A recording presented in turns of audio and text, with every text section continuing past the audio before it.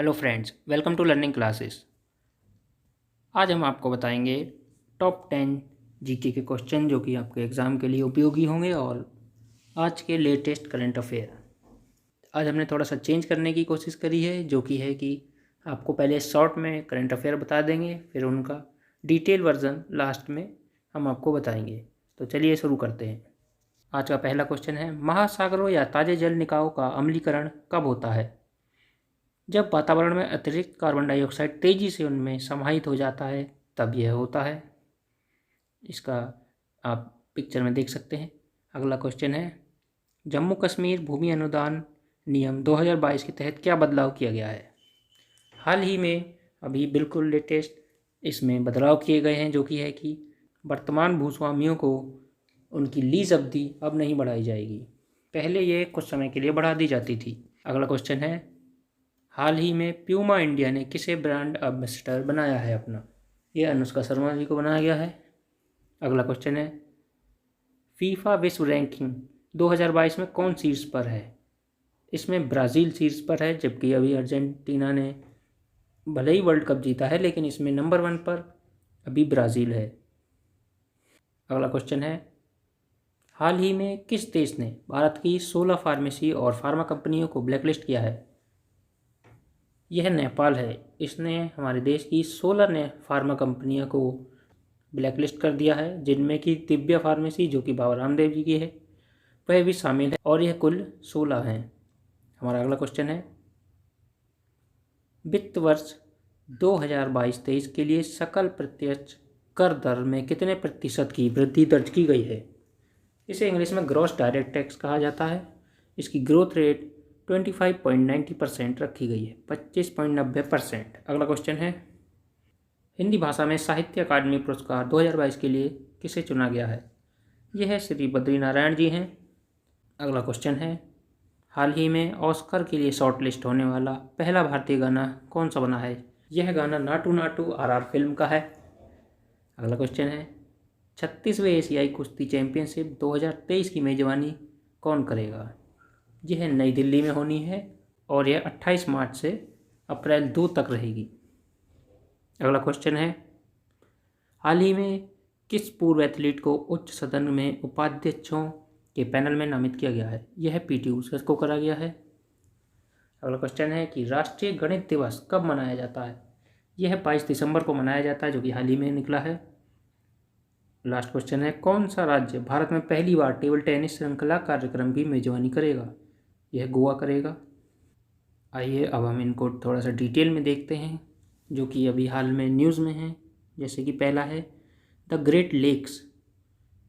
यह America Canada सीमा पर फैले पानी के 5 आपस में जुड़े निकाय हैं जो सेंट लॉरेंस नदी के माध्यम से उत्तरी अटलांटिक में लॉरेंस की खाड़ी में गिरते हैं।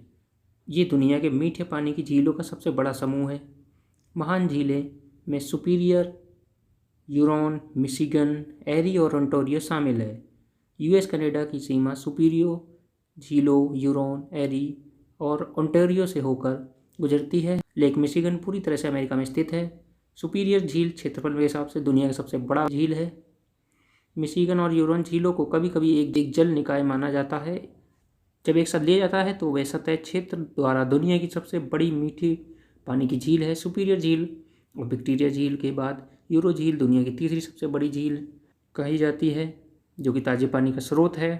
इन्हें आप इस पिक्चर में देख सकते हैं, Lake Superior, Lake Michigan, Lake Huron, Lake Erie और लेक ओंटारियो।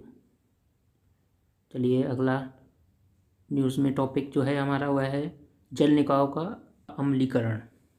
यह समाचार में देखा गया है कि 2100 सदी तक यह महान झीलें सुपीरियर, मिशिगन, यूरोन, एरी और ओंटारियो महासागरों के समान दर पर अम्लता तक पहुंच सकती है। क्यों पहुंच सकती है, उसके कुछ बिंदु हैं। महासागरों या ताज़े जल निकायों का अम्लीकरण तब होता है जब वातावरण में अतिरिक्त कार्बन डाइऑक्साइड उनमें समाहित हो जाता है।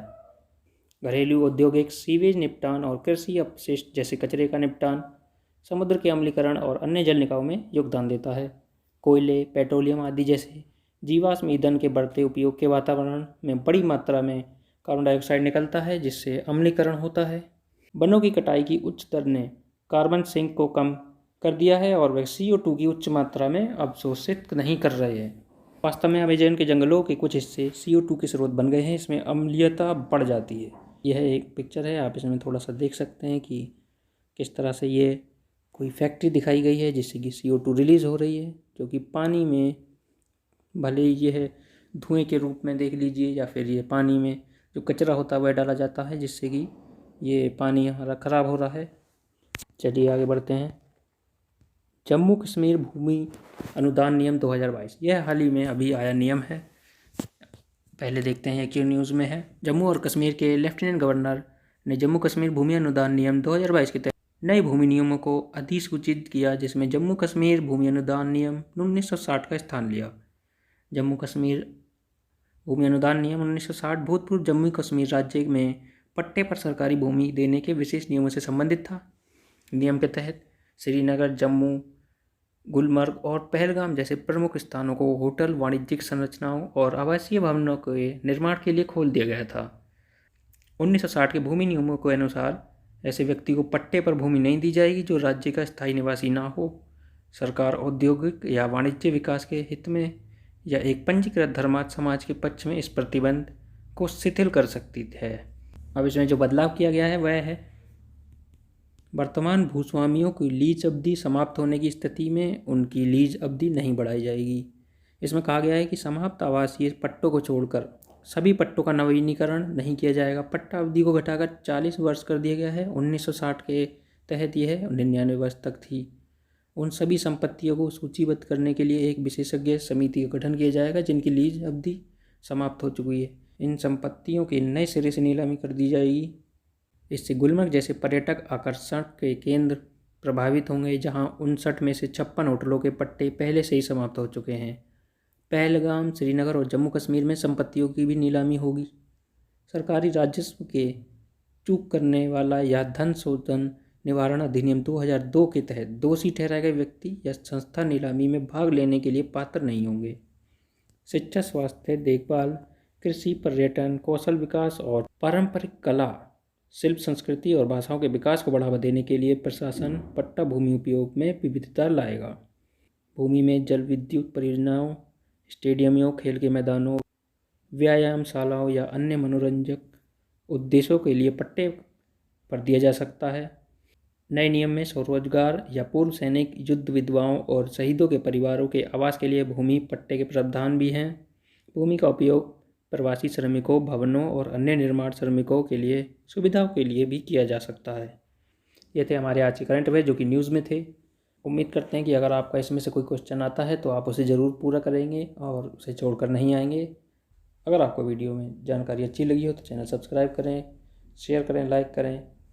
मिलते हैं फिर किसी नई वीडियो में नए टॉपिक के साथ। तब तक के लिए धन्यवाद।